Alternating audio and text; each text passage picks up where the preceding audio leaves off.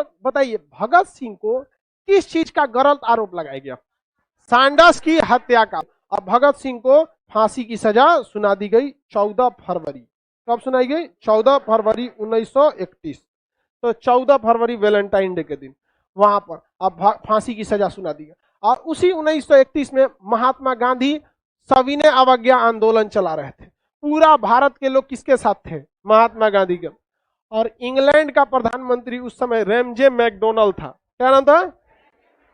Ramsay McDonald चाहता था कि भारतीयों को बुलाया जाए। जिस तरह से मुसलमानों के लिए अलग क्षेत्र दिया गया, मुसलमानों उस तरह से वो दलितों को भी अलग करना चाहता था। तो भारतीयों को बुलाया तो महात्मा गांधी कहे कोई मत जाना, तो कांग्रेस का कोई भी आदमी नहीं गया। और वहां रैमजे मैकडोनल्ड इंग्लैंड में सबके लिए गोल मेज बनवाया था, बड़ा का टेबल, सब लोग यहीं बैठेंगे और आराम से गोल में सम्मेलन किया जाएगा। गोल में सम्मेलन में कोई गईबे नहीं किया। अब बेचारा सब बेइज्जती किसकी हो गई? रैमजे मैकडोनल्ड को। विपक्ष वाला गरियाने लगा, जैसे कैसे मोदी जी को विपक्ष वाला कहता था। और खिलाओ ट्रंप को बर्गर। गए तो ट्रंप में मोदी गए थे, तो मोदी जी जो बाइडन वहां पूछबो नहीं किया, बाहर छोड़ने भी नहीं आया। तो ये जाके कह रहे थे अब की बार ट्रंप सरकार, इनकी भी गलती थी। आपको दूसरे देश में जाके चुनाव प्रचार की क्या जरूरत है? आप कौन सी हिंदुस्तान में बोल दिए अब की बार मोदी सरकार, तो हुआ वैसे नहीं बैठल है सब, समझना? वहां थोड़ी सुनेगा आपका। तो वहां पर जब मोदी जी जो गए थे, तो आप बताइए मोदी जी का उचित सम्मान उतना अमेरिका में हुआ नहीं। अंजना ओम कश्यप भी गई थी। हाँ ढोलक वाले से पूछिए आप में क्या उम्मीद है मोदी जी को, तो कहा हम पैसा भाड़ा पे आइलो, हमारा कोनो मतलब नहीं, बुलाया गया। तो विपक्ष मोदी जी को घेर लिया कि नहीं घेर लिया? तो उस समय 1931 में रैमजे मैकडोनल्ड क्या थे? प्रधानमंत्री। और क्लीमेंट एटली जो थे वो विपक्ष के नेता थे। नाम क्या था? क्लीमेंट एटली। तो क्लीमेंट एटली का दिए देखो रैमजे मैकडोनल्ड, जो देश गुलाम है उनको ये बुलाए तो वहां के लोग यहाँ नहीं आए। कौन काम का? ही प्रधानमंत्री रैमजे मैकडोनल्ड एकदम गुस्सा गया, फोन किया भारत में। कौन चमचा गया है भारत में हम लोग का? तो उस समय चमचा था इरविन। क्या नाम था? इरविन का। फोन लगा इरविन को, फोन लगा, रे इरविन गधिया का नहीं आया?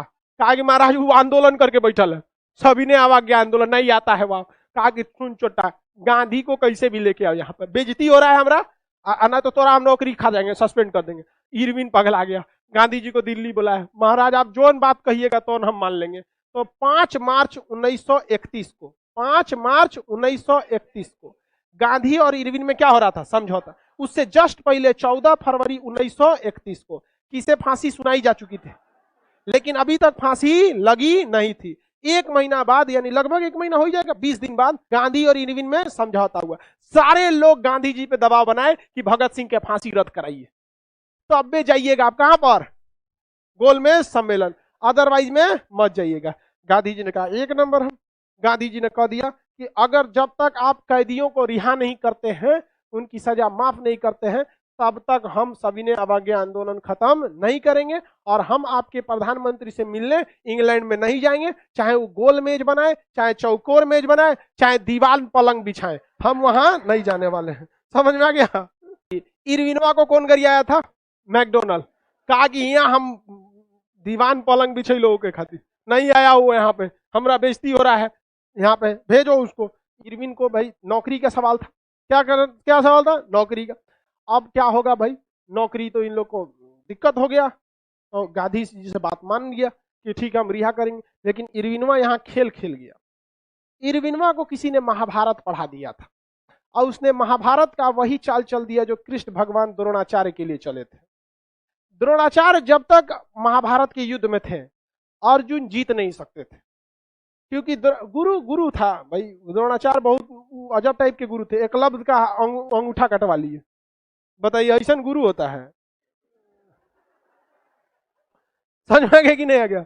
पक्षपात बहुत किए थे। अर्जुन जीते नहीं थे, जिताए गए थे, याद रखियो भाई। और कर्ण हारा नहीं, हराया गया था वहां पर। यही बतवा पता किसको चल गया था? इरविनवा को। उसने कह दिया ठीक है, ताली बजा दियो जैसे हम बोलेंगे तुम। इहो आधा बात बोल के कृष्ण भगवान कौन सी कराए थे? शंख। इस ससुरा ताली बजवा दिया। कहा कि ठीक है मैं भारत के सारे कैदियों को रिहा करता हूं। अंग्रेजवा उधर very good, clap clap clap, ताली बजा दिया साहब। उसमें धीरे से बोल दिया आपराधिक कैदियों को छोड़कर। अरे भैया भगत सिंह राजनीतिक कैदी नहीं थे, वो आपराधिक कैदी में गए थे, उनको हत्या का आरोप, बम फेंकने का आरोप लगाया था। इरिनवा गेम खेल दिया, उसने कहा कि मैं सारे कैदियों को छोड़ता हूं, और धीरे से बोल दिया कौन सा, आपराधिक कैदियों को छोड़कर। इधर ताली बजा दिया सब, इन लोग को बस इतने सुनाई दिया क्या चीज, हम सारे कैदियों को छोड़ते। लेकिन लिखित में तो दिया था ना, गांधी जी ओवर कॉन्फिडेंस, हमारा बात कौन नहीं मानता है, चाहे दांडी मार्च देख लीजिए, कुछ भी देखिए, हमारा बात तो होता ही है, साइन कर दिए ठीक है, हम सविनय अवज्ञा आंदोलन को स्थगित करते हैं। और उसके बाद कहाँ जाते हैं, इंग्लैंड में। सजा कब सुनाई गई थी, 14 फरवरी, और फांसी कब दिया गया, 23 मार्च, 23 मार्च 1931। तो 23 मार्च को क्या कर दिया गया, इन्हें फांसी दिया गया। महात्मा गांधी ने कहा अरे तुम फांसी काहे दे रहा है इनको, कहा कि हम देख लीजिए एग्रीमेंट पढ़िए। क्या कहा, तुम ही तो बोला था, बाहर में क्या कौन सी बोले थे आप, पहले क्या पढ़िए, एग्रीमेंट पढ़िए।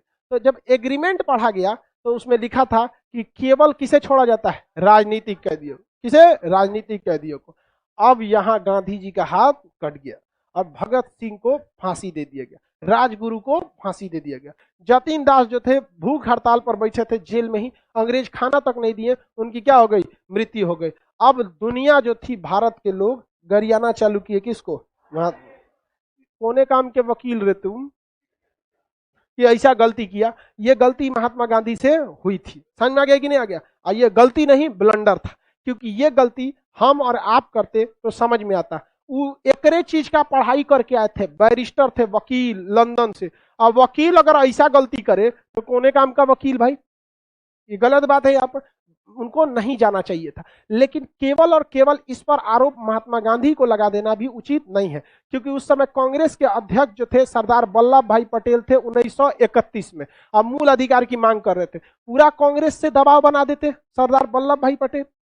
जवाहरलाल नेहरू भी 1929 में अध्यक्षता किए थे, मोतीलाल नेहरू भी थे, वो था, क्या नाम था ओकरा, जिन्ना, हाँ जिन्ना था, ओकरा भी बोलना चाहिए, उस समय अलग नहीं ना हुआ था यहाँ पे, वो था। तो भाई आप केवल एक के वकील को आरोप लगाएंगे। हाँ ये बात जरूर था कि उस समय गेंद महात्मा गांधी के पल्ले में थी, तो बाकी के वकील भी तो राय देना चाहिए ना, बाकी के लोग काहे सुतल थे। तो देखिए, जब टीम जीतती है तो कैप्टन का नाम होता है, हारती है तो कैप्टन गाली सुनते हैं। तो ये महात्मा गांधी की आत्मा को भी स्वीकार करना चाहिए कि आपसे ये गलती नहीं, ब्लंडर हुआ था, और यही वजह है कि आपको लोग बोलेंगे। तो भगत सिंह को वो नहीं बचा पाए, और भगत सिंह इंकलाब जिंदाबाद कहते हुए फांसी पर चढ़ गए।